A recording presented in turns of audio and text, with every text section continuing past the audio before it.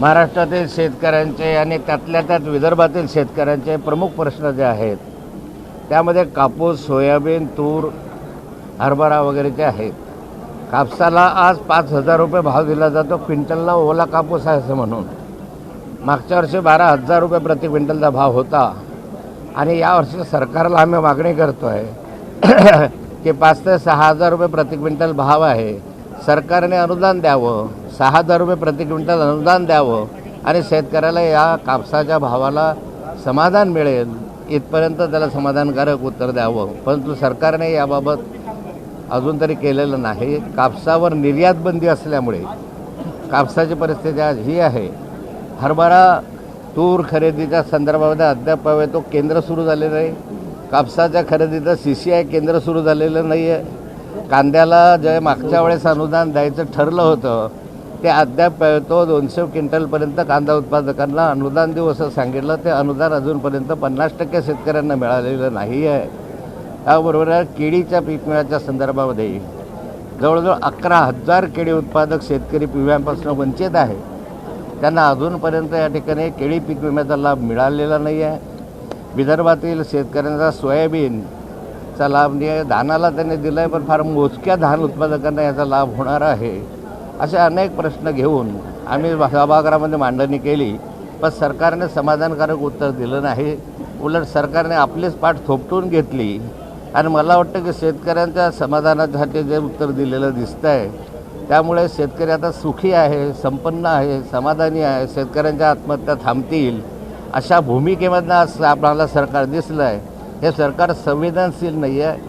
या सरकारला शेतकऱ्यांविषयी काही नाही आहे. शेतकऱ्यांच्या आत्महत्या वाढत आहे त्या थांबण्याविषयी काही बोललेलं नाही आणि म्हणून विरोधी पक्षनेत्याला बोलू दिलं नाही. त्यांचा तो अधिकार आहे.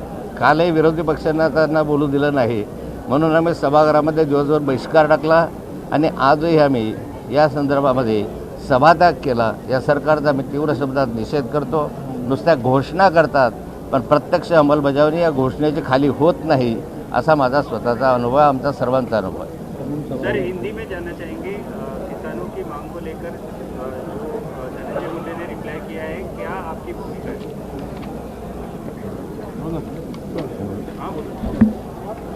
किसानों के लिए हमने 3 दिन से चर्चा का आग्रह किया. वैसा तो ये असेंबली में हमेशा किसानों के लिए, समस्याओं के लिए हम चर्चा करते आए हैं. पर भी हमारे कृषि मंत्री जी ने यहाँ उत्तर दिया है पर उत्तर कुछ समाधानकारक नहीं मिला है.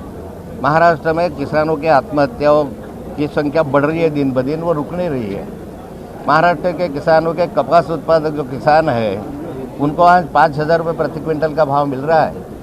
हम लोग मांग कर रहे हैं सरकार से कि 5,000 रुपये प्रति क्विंटल से तो किसानों को मिलना, मतलब पिछले साल 12,000 रुपये प्रति क्विंटल था और ये बार 5,000 6,000 प्रति क्विंटल दे रहे हैं. तो किसानों को कुछ 6,000 रुपये प्रति क्विंटल अनुदान देना चाहिए. उनको समाधान देने के लिए, कुछ फ़ायदा होने के लिए कुछ तो भी सरकार ने करना चाहिए. सोयाबीन उत्पादक है, प्याज उत्पादक है, उनका कोई निर्णय हुआ नहीं है. जो केला उत्पादक है उनके पीक बीमा का प्रश्न गंभीर हो रहा है. और विदर्भ में जो हमारा सोयाबीन उत्पादक बड़े पैमाने पे है वो सोयाबीन उत्पादक को सोयाबीन को भाव नहीं है. और ऐसी स्थिति में किसान की स्थिति हालत बहुत महाराष्ट्र में गंभीर है. अवकाली पाउस हो गया, जो बारिश हो गई, उससे भी बड़ा नुकसान हुआ. और इस कारण सरकार से हम बार बार मांग करते हैं कि किसानों के आत्महत्या रोकने के लिए, किसानों को कुछ मदद करने के लिए सरकार ने घोषणा तो की है पर प्रत्यक्ष अंमलबजावनी उसकी हो नहीं रही है. और यह सरकार से बार बार पूछने के बाद भी हमारे अपोजिशन लीडर ने जब इससे क्वेश्चन पूछना चाहा तो उनको बोलने नहीं दिया. और उनको बोलने नहीं दिया के कारण हमने ये सभात्याग किया है.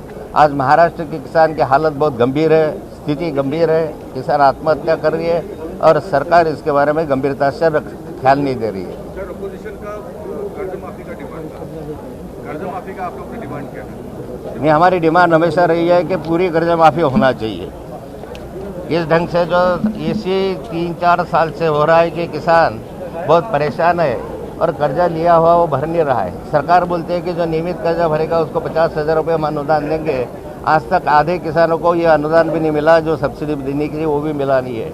हमारी मांग रही है सरकार से कि किसान कर्जा भर ही नहीं सकता और इसलिए संपूर्ण कर्जमाफी, सारी की सारी कर्जमाफी किसानों की होना चाहिए. जब तक के कर्जमाफी नहीं होती तो किसान खुद अपने पैर पे खड़ा नहीं रह सकता. सर, जातनिहाय जनगणनेवरतून संघाने विरोधाची भूमिका मांडलेली आहे. खरं तर एकीकडे सरकार म्हणते जातनिहाय जनगणना झाली पाहिजे आणि दुसरीकडे हेच सरकारचे जे आमदार आहेत ते आज संघाच्या संपूर्ण मुख्यालयात गेलेले असताना तिथे वोटिंग देताना त्यांचे प्रचारक म्हणतात आहेत की जातनिहाय जनगणनेला आमचा विरोध आहे म्हणून. संघाची अधिकृत भूमिका बाहेर आलेली नाही आणि त्यामुळे संघाने जातनिहाय जनगणनेला विरोध केला की नाही मला माहिती नाही, परंतु आमची ही स्पष्ट मागणी राहिलेली आहे की 1931ला जातनिहाय जनगणना झाली आणि त्याच्या आधारावर आजपर्यंत जातनिहाय जनगणनेच्या संदर्भामधले निर्णय घेतले गेले.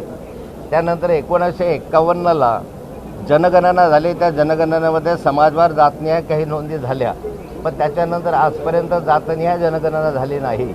त्यामुळे ओबीसींची संख्या किती आहे, SC/STची संख्या किती आहे, व्हिजिएंटी डिटेनची संख्या किती आहे याचा अंदाज देत नाही आणि मग त्यामुळे कमी लोकसंख्येवर असा गृहीत धरून त्यांना सवलतींचा लाभ दिला जातो. आता आमची मागणी आहे की जातनिहाय जनगणना झाली पाहिजे आणि मला वाटतं सरकारची पण ती स्पष्ट भूमिका दिसलेली आहे. त्यामुळे संघाची भूमिका जी काही असेल ती वेगळी असू शकते आणि सरकारची भूमिका वेगळी असू शकते.